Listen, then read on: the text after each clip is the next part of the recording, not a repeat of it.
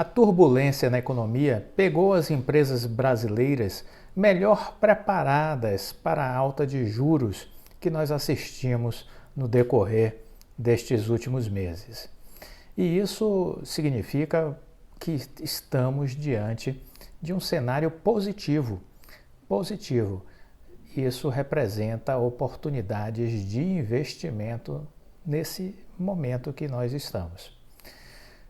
Recentemente teve o Expert XP, um evento que acontece já há algum tempo em São Paulo, promovido pela XP. Nos últimos 2 anos aconteceu de forma totalmente digital, mas esse ano voltamos aos encontros presenciais e um dos temas foi exatamente esse, essa retomada da economia versus a alta de juros versus o momento em que as empresas se encontram.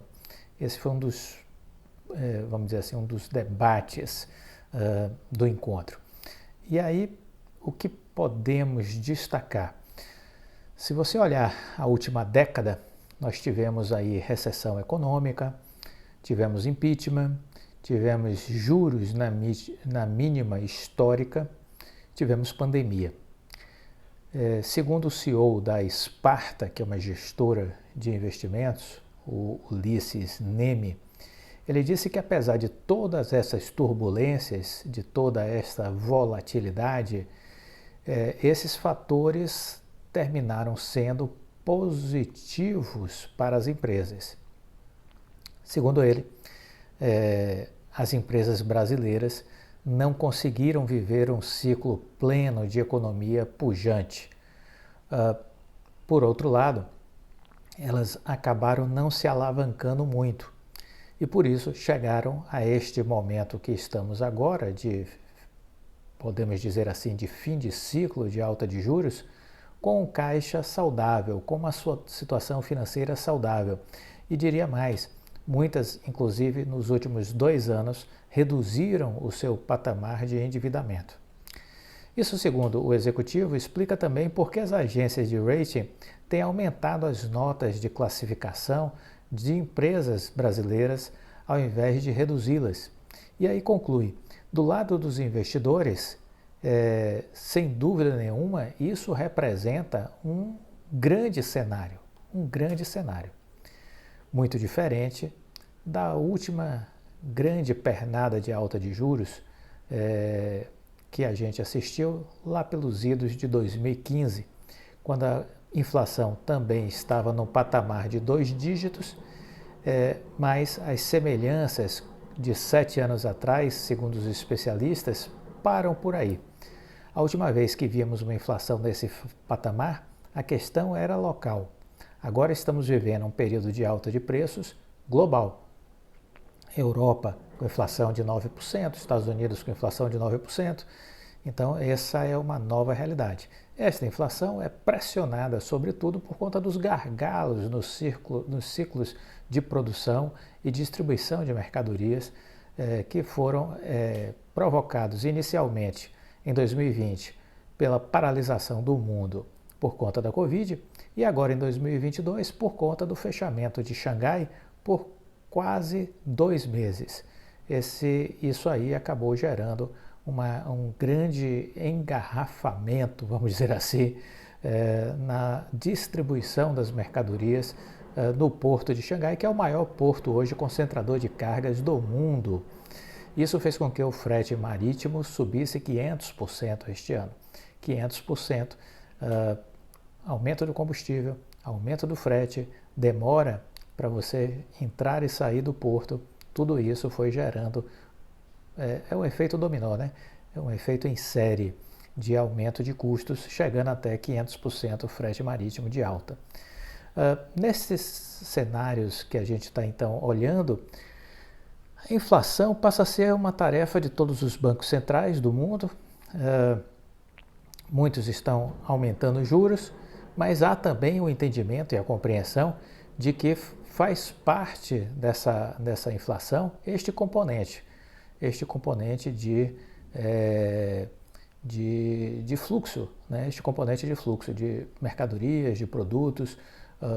Isso comprometeu as cadeias de produção e de distribuição, encarecendo os preços. Então essa é uma questão importante e que há uma sensibilidade para se entender isso e vai ter que se esperar um tempo para que tudo isso se normalize. Não é rápido.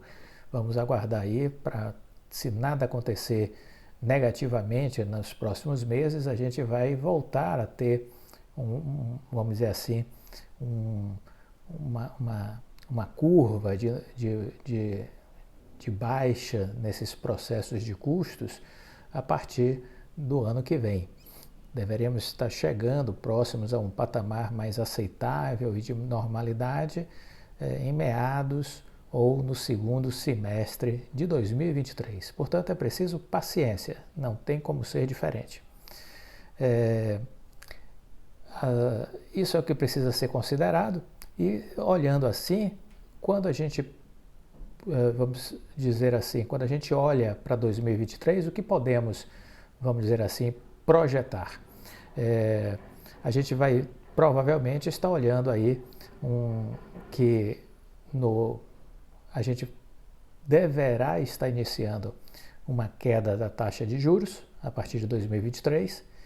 Essa queda deverá acontecer de forma bem dosada pelo Banco Central brasileiro e em algum momento, quando a gente baixar para o patamar de um dígito a Selic, certamente a gente vai ver um movimento de maior fluxo dos investidores institucionais deixando a renda fixa para entrar na renda variável.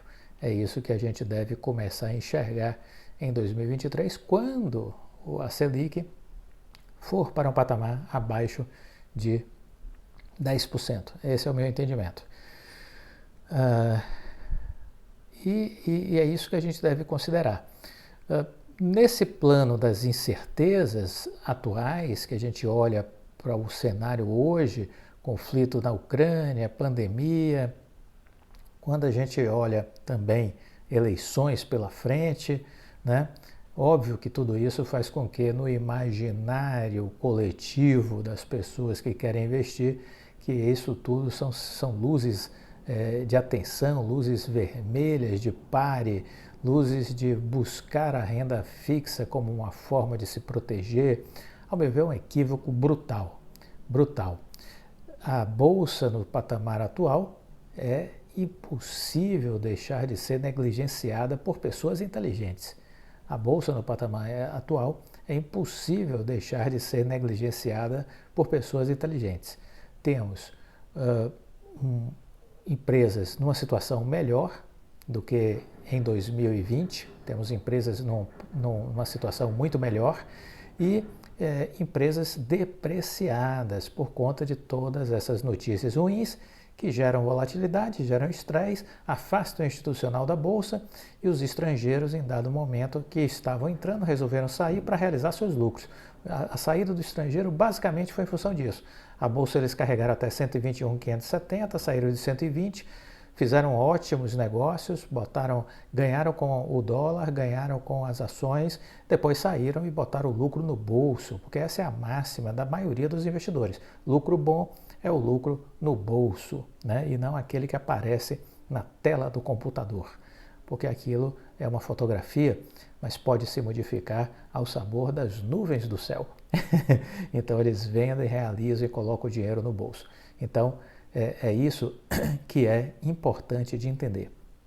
Bom, a perspectiva é boa para 2023, os especialistas estão já fazendo algumas análises, olhando os desdobramentos do que vem pela frente, mas eu diria que começa, vamos dizer assim, as pessoas a enxergar um ano melhor.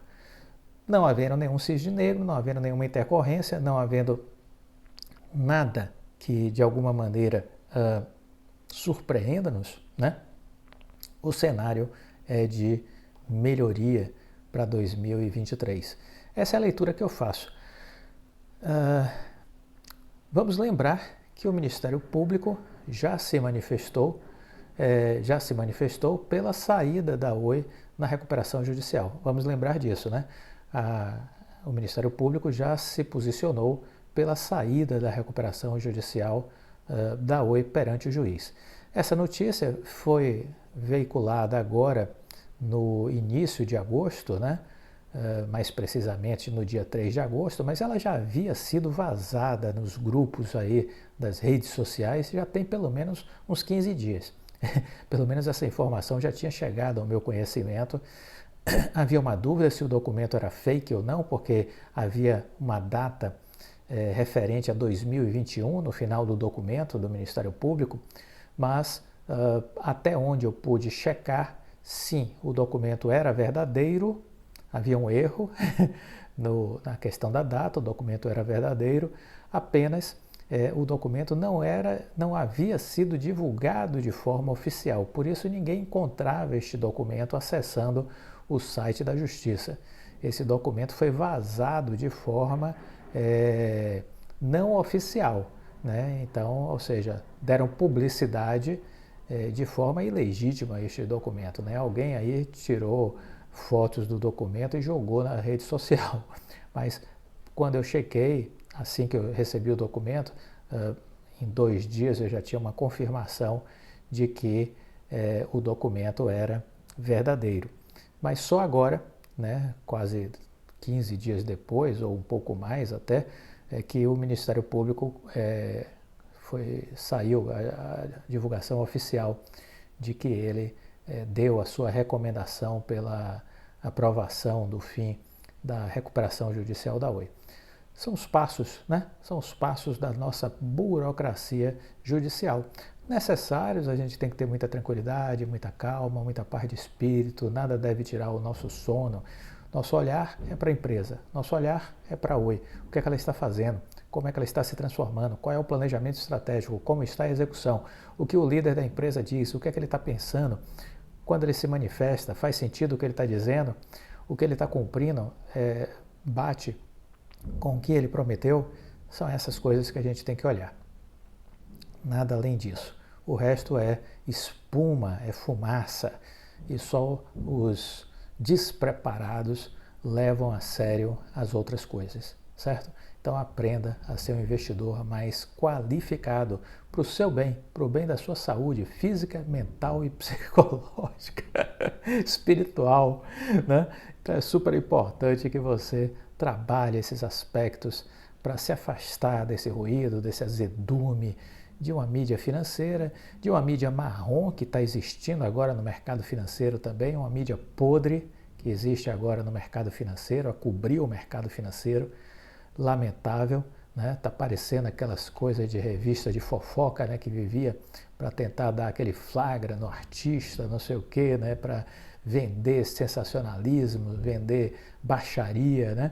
Agora a mídia do mercado financeiro também está na mesma batida. Tem aí alguns sitezinhos chechelentos que vivem a serviço de especuladores, entendeu? Criando volatilidade, tentando perturbar, tentando contribuir para que as pessoas tenham prejuízo. É algo realmente de mau caratismo que nós estamos assistindo com relação ao trato inadequado da notícia, né? Então, é uma pena, mas nós investidores temos que ter o senso crítico, separar o joio do trigo, ver o que presta do que não presta. Nós temos que ter essa responsabilidade, né? Muito bem, se gostou do vídeo, deixe o seu like, compartilhe com os amigos, fique com Deus e até a próxima. Tchau!